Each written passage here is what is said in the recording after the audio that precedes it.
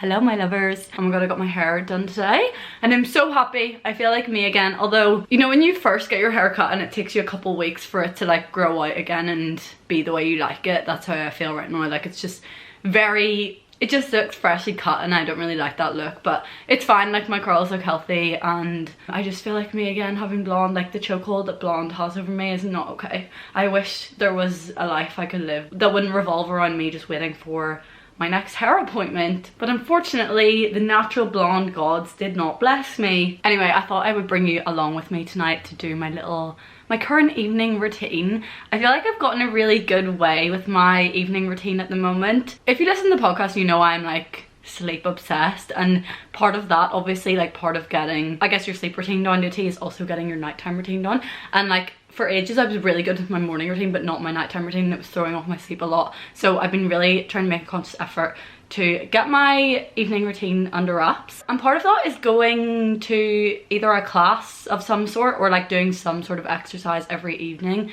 I just feel the best when I'm a bit hesitant to say exercise because it can vary every day, but I like to move my body twice a day. That's my kind of like goal at the moment, because I know that's when I like feel the best and also sleep the best and like my appetite's the best and all of that. So yeah, I mean, it looks literally different every day. Like some days my morning movement might be like a walk, and some days it'll be a run, sometimes it'll be the gym or Pilates or something. And the nighttime one, like tonight I'm going to a dance class, but sometimes it's like a really slow yoga class or sometimes it's an intense yoga class. Like I try to just listen to my body. If I'm tired, I'll just do something relaxing. Do you know what I mean? It's not like intense exercise twice a day. Anyway, the class I'm going to tonight is it's called a femme dancing class. It's basically, if you know dance, like it's kind of like heels but without the heels. It's very feminine, you really get in your groove, very sexy. I really like this class. This is actually my favorite dance class I go to because I go to one on a Monday night as well. But yeah, I actually really need to go. It literally starts in less than 10 minutes.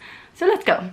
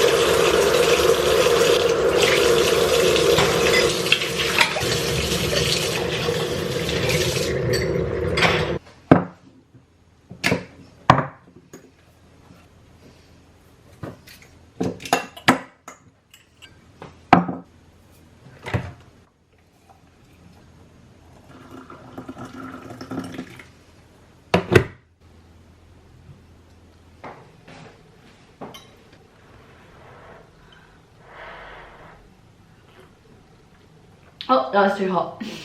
Oh, that's a good tea though. Normally I try to get everything I need done before my evening's activities, but I was at the hairdresser's today, which took like 3 hours, so I did not get everything I want to get done finished. I just have a little bit of podcast planning to do, which I'm gonna do now, and then my house desperately needs a little bit of a clean. I've got so much shit lying out in my kitchen and all my washing is still hung up from a day or two ago.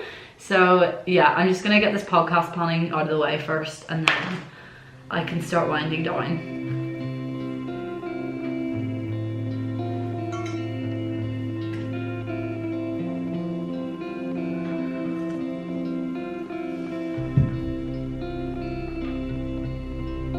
This is the current snack selection we've got going on. Applewood vegan cheese with grapes. I cut up some melon yesterday, so I'm having some of that. I love when you get like a big fruit like a melon or pineapple or something and have loads of it cut up in the fridge. And then some nuts from Forest Feast. I'm such a snacker at night.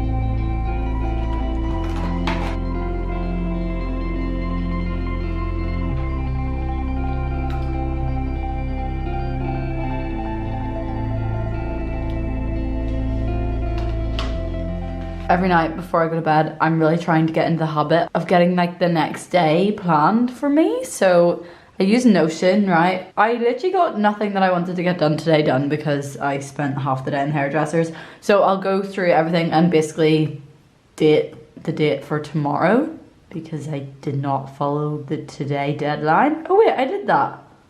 Film YouTube night routine, there we go. Tick that off. Oh, I podcast planned as well. But yeah, all the rest of them we change to the next day, and then I go on to the next day and I'll just drag it all into here.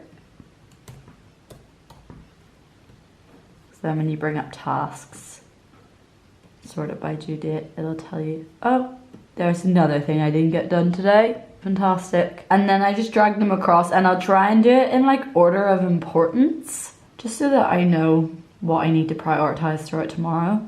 And I'll just add in anything else I've remembered that I need to do. And then you can go schedule, and then you can basically take all your tasks for the day and slot them in. So like, I don't know, I know I'm going to yoga at 7, say. So I'll put in the things I definitely know I'm doing. I'm going to the gym at 8.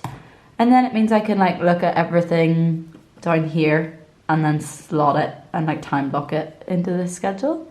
And I just think if I do that the night before, then I go into tomorrow feeling a lot more sure that I'll be able to get everything done, basically. Okay, it's like 10:30 and I have no brain power left. Oh my god, also did you notice the giant volcano on my face? It's like one of those really sore under the skin ones. Usually these spot stickers are so good and literally you wear it overnight and it sucks everything out of it and you see like the white on the sticker. It's kind of gross, but I love it. This one is so deep into my skin, right? I've been changing the sticker, but I wore it all of yesterday, all of last night, all of today, nothing on it. That's how deep the spot must be that it still hasn't even surfaced for the sticker to like pull anything out of. It's taking everything in me not to touch it, but I'm really gonna be good. I'm just gonna keep putting pimple patches on top of it.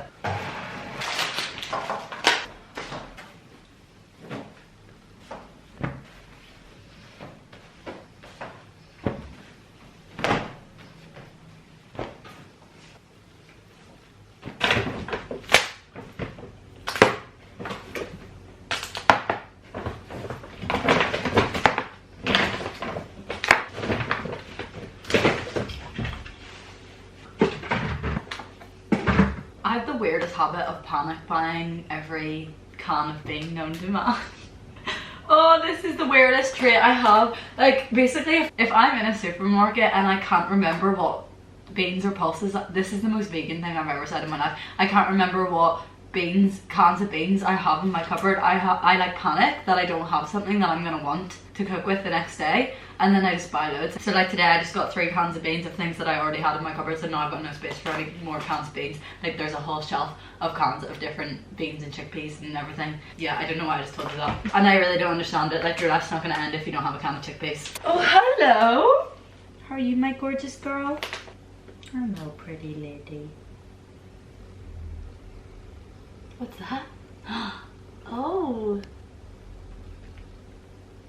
You just want some attention. Okay, I'm too tired. Let's go to bed, Missy. She sleeps in my bed and she literally sheds fur like there's no tomorrow. And there's so much fur on my bed at the minute. Tigger! Are you taking the piss? Oh, she's okay. Oh my god. Wow, Tigger's never going near the camera ever again. Look what I found in Tesco today. A little heart-shaped frying pan. It says for pancakes, but I figured I could use that for anything. It was in like the whole Valentine's kind of novelty section.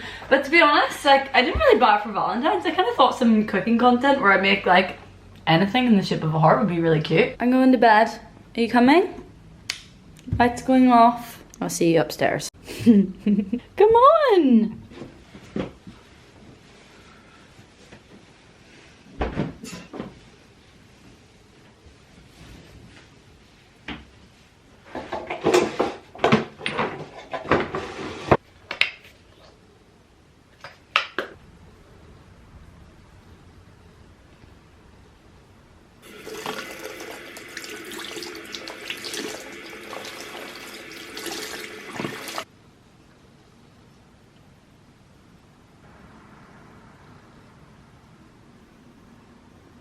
This is so graphic. Kim? That's the problem.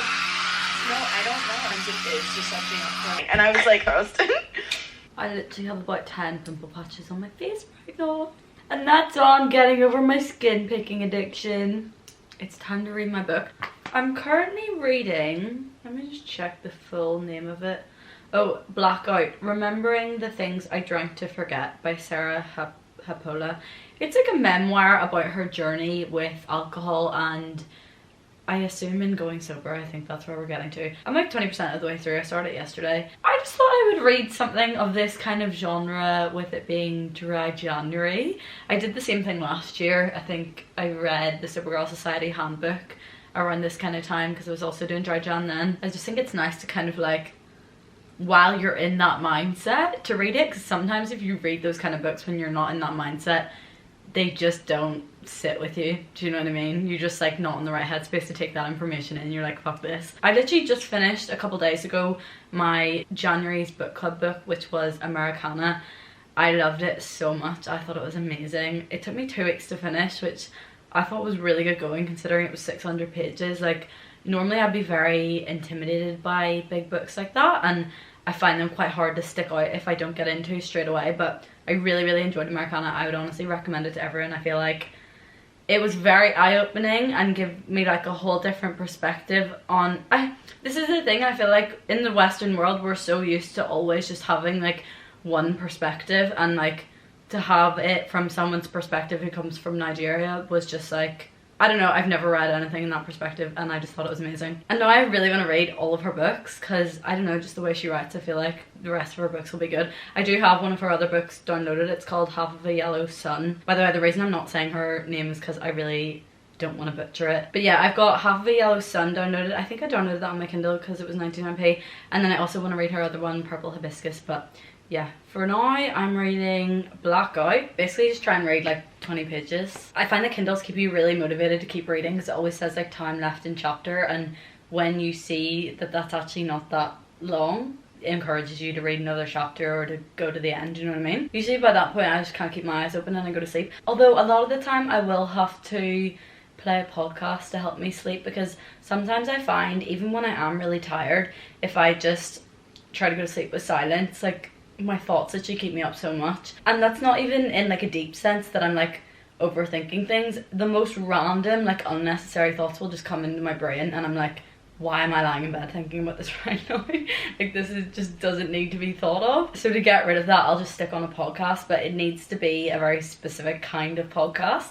I can't listen to like something fun like the one I was listening to there now, Giggly Squad. Couldn't listen to that going to bed. I'd just be sitting there laughing away to myself, or like My Therapist Ghosts Me or anything like that. It's too engaging, too funny, too high energy, do you know what I mean? I need something that's gonna like wind me down and just like zone me out. My go-to for going to sleep is Andrew Huberman's podcast, The Huberman Lab. There's something about his voice, it's so soothing, and I guess because he's talking about like very sciencey stuff, it's not the most, this isn't in a rude way to his podcast because I fucking love his podcast and like I listen to it outside of just when I'm going to sleep. Like I listen to it in the car and stuff as well, but I just find because his voice is so soothing and because it's like science stuff and like research and studies, you can really easily just fall asleep to it basically. But I also would recommend to actually listen to it as well and not just fall asleep to it because his podcasts are really interesting.